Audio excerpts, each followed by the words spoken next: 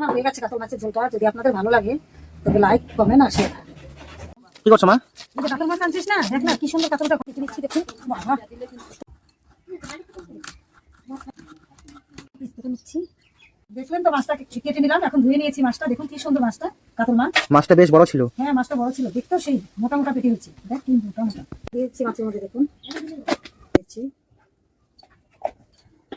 হলুদ আর লবণ দিয়ে মাছটা দিয়ে দিচ্ছি। দেখুন কড়ার মধ্যে মাছটা দিয়ে দিচ্ছি। দেখুন লঙ্কাটা বেছে নিচ্ছি, কারণ শুকনো লঙ্কা দিয়ে আমি তরকারি রান্না না, কাঁচা লঙ্কা আর ছেলে বলছে না শুকনো লঙ্কা দিয়ে রান্না করি, তাই বলছি ঠিক আছে শুকনো লঙ্কা দিয়ে তরকারি দিয়ে নিচ্ছি। দেখুন মাছটা একসাথে ভাজা হয়ে গেছে।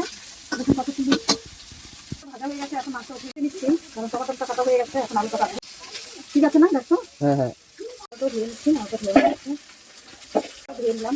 ছেলে বলছে টমাটো আর আলু দিয়ে খাবে, নেবো।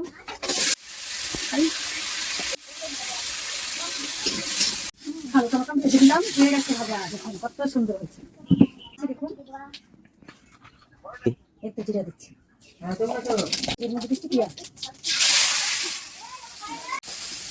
দিয়ে দিচ্ছি। লঙ্কা বাটা, দেখুন শুকনো লঙ্কা শিলপাটা রেখেছি, এই লঙ্কাটা দিয়ে দিচ্ছি। আলু টমাটোটাকে ভেজে নিয়েছি, এটা এখন দিয়ে দিচ্ছি। এখন কি দিচ্ছি, লবণ দিয়ে দিচ্ছি।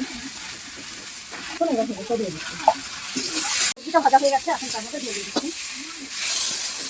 কি আছে, জিরে আর বড় ধনে, এটা এখন রেখে দেবো। জিরে আর ধনেটা বাটা হয়ে গেছে, এখন আমি নিচ্ছি।